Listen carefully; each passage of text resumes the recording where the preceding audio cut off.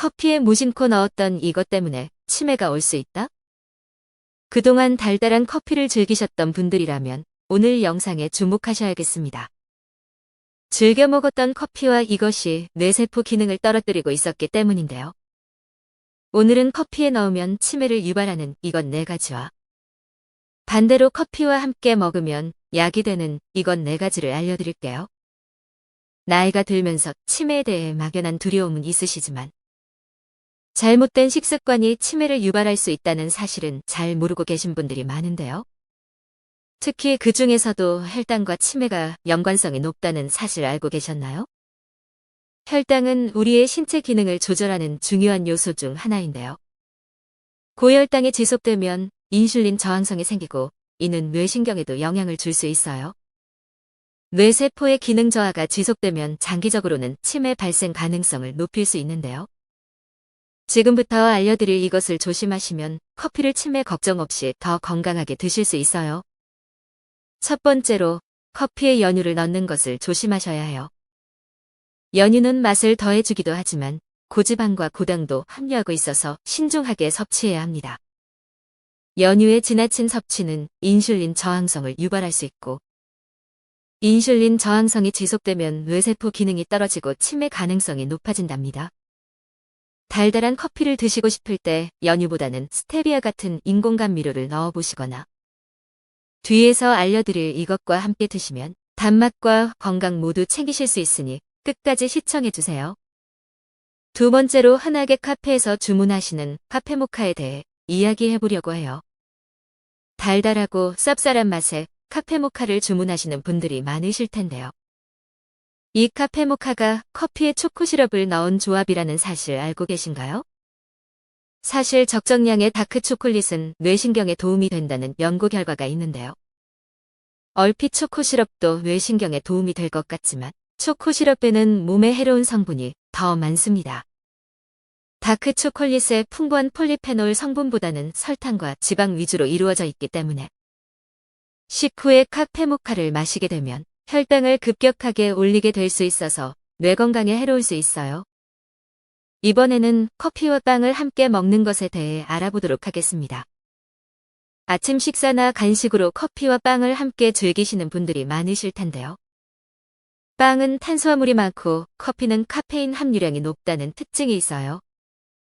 그렇다면 이 둘을 함께 섭취할 때 뇌신경에 어떤 영향을 미치는지 알아볼까요? 빵의 탄수화물이 당분으로 분해되면서 혈당을 높이게 되는데 여기에 커피의 카페인이 혈당 수치를 일시적으로 상승시키는 효과가 있기 때문에 두 가지를 함께 섭취하면 혈당이 급격하게 오르는 혈당 스파이크가 올 수 있는데요. 이런 혈당의 급격한 상승과 하락은 뇌신경에 부담을 줄 수 있고 치매 위험이 높아진답니다. 따라서 커피와 빵을 함께 먹을 때는 다른 영양소를 함께 드시면 좋은데요. 예를 들어 닭가슴살 샌드위치와 같이 단백질과 식이섬유를 함께 섭취하는 것이 좋습니다. 마지막으로 커피와 아이스크림을 함께 먹는 경우입니다. 아이스크림 위에 커피를 조금씩 부어서 먹는 아포가토라는 디저트가 있는데요. 아이스크림이 대표적인 고지방, 고설탕 식품이라는 점이 문제입니다.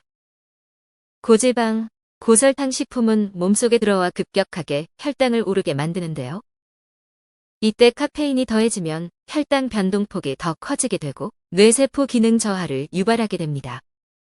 이렇게 커피에 넣어 먹거나 커피와 함께 먹으면 맛은 있지만 뇌 건강에는 독이 되는 음식들을 알아보았는데요.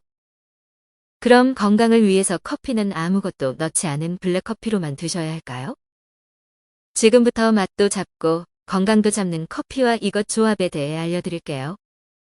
당뇨병이 있으신 분들은 커피를 드실 때 달달한 맛은 느끼고 싶지만 혈당이 급격하게 오를까 염려되어 믹스커피는 못 드시고 블랙커피만 드시는 분들이 많습니다. 오늘 이 영상 보시고 나서 커피에 계피를 넣어 드시는 분들이 많을 것 같습니다. 계피는 흔히 수정과를 먹을 때 자주 접하게 되는 식재료인데요. 한의학에서는 계피의 성질이 따뜻한 것을 이용해 냉증을 치료하는 데 많이 쓰인답니다. 또한 중성 지방을 억제하며 지방으로 탁해진 혈액을 맑게 해주기도 하는데요. 특히 혈당을 조절하는 역할이 아주 뛰어납니다. 미국 조슬린 당뇨병센터 연구팀에서는 계피가 전당뇨 단계에서 공복 혈당을 떨어뜨리고 식후 혈당도 덜 올라가게 하며 오른 혈당이 쉽게 제자리로 돌아오게 한다는 연구 결과를 발표했습니다. 이러한 계피의 특성 때문에 커피에 계피 가루를 반 스푼 타서 드시면 당뇨병도 개선되고 혈중 콜레스테롤 수치도 감소하게 됩니다. 계피 가루를 넣어 드실 때 알싸한 맛이 싫으시다면 시중에 쉽게 구매하실 수 있는 시나몬 스틱을 구매해 따뜻한 커피에 저어 드시는 것도 좋습니다. 커피에 넣어 드시면 좋은 두 번째 재료는 강황입니다. 사실 강황과 커피 조합은 미국과 유럽에서는 이미 유명해 강황라떼라는 이름으로도 불립니다. 인도네시아에서는 이미 강황커피라는 가루커피도 판매되고 있답니다. 한국에서는 강황이 몸에 좋다고 해서 강황안이나 강황가루로 구매해서 드시는 분들 많으실 텐데요. 강황에는 좋은 성분들이 정말 많지만 그중 가장 핵심 성분은 커큐민입니다. 커큐민은 강황의 노란색을 띠게 만드는 성분으로 활성산소를 조절해 항산화 효과가 뛰어납니다. 또한 항염작용이 뛰어나 체내의 만성염증을 억제하여 각종 질병을 막아주고 뇌 호르몬의 수치를 높여 뇌의 노화를 지연시켜주는 역할도 합니다. 마찬가지로 블랙커피 한 잔에 강황 가루를 한 티스푼 넣어서 잘 저어 드시면 강황의 커큐민 성분과 커피의 클로르겐산 성분이 만나 신진대사가 활발해지고 혈관 속 노폐물과 독소를 제거하는 데 도움이 됩니다. 커피에 넣어 드시면 좋은 재료 세 번째는 차가버섯입니다. 차가버섯을 약용으로 달여 드시거나 분말 형태로 챙겨 드시는 분들이 많으실 텐데요. 차가버섯은 자작나무에 기생하면서 진을 빨아먹고 사는 기생버섯입니다. 항암에 효과적이라는 베타글루칸, 항산화에 좋은 폴리페놀, 당질이 체내에서 소화 흡수되는 속도를 늦춰주는 이노시톨 등 좋은 성분이 많아 심혈관 질환 예방, 면역력 강화도 되며 당뇨병 환자분들에게 특히 좋은 버섯이지요. 이 차가버섯을 30에서 40도의 따뜻한 커피에 1g 넣어 드시면 이러한 효과를 보실 수 있는데요. 너무 높은 온도에서는 차가버섯의 좋은 성분이 파괴되기 때문에 적정한 온도를 지켜서 넣어 주시는 것이 좋습니다. 분말 형태, 액상 형태 등 제품으로 나온 차가버섯을 반 스푼 넣어 주셔도 좋은데요. 주의하실 점은 차가버섯의 하루 섭취량이 3에서 5g인 점을 꼭 기억해 주세요. 커피와 함께하면 좋은 재료 네 번째는 생강입니다. 생강은 대부분의 한약에 들어가는 약재인데 계피와 같이 따뜻한 약재로 혈액순환을 도와주고 약의 기운을 흩어지게 하는 성질이 있어 약효가 빠르게 전달되는 것을 도와줍니다. 생강의 주요 성분 가운데 항암 효과가 있는 진저롤이 유명한데요. 실제로 미국의 한 연구에서 진저롤을 섭취한 그룹에 주의해서 대장암 발병이 줄었다는 결과가 있습니다. 또한 생강의 쇼가울이라는 성분은 활성산소를 제거하여 항산화 효과가 있으며 위점막을 자극해 소화가 잘 되게 도와주고 구토나 메스꺼림을 가라앉혀준다고 합니다. 다만 그 맛이 강하고 톡 쏘는 느낌이 있어 생강만 단독으로 차로 먹는 것이 힘듭니다. 이러한 생강을 블랙커피 한 잔에 가루로 한 티스푼 넣어 주시거나 말린 생강을 잘게 썰어 따뜻한 커피에 넣어서 우려 드시는 것도 좋습니다. 조금씩 맛을 보시면서 양을 늘려보시는 것을 추천드려요.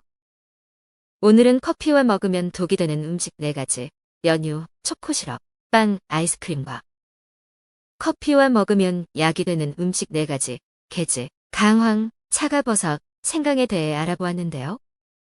무심코 먹었던 식후 커피가 뇌 건강에 해로울 수 있었다니 걱정되시는 분들이 많을 것 같습니다. 하지만 너무 많은 양을 너무 자주 섭취한 것이 아니라면 당장 뇌신경의 기능이 떨어지는 것은 아니니 너무 걱정하지 마세요.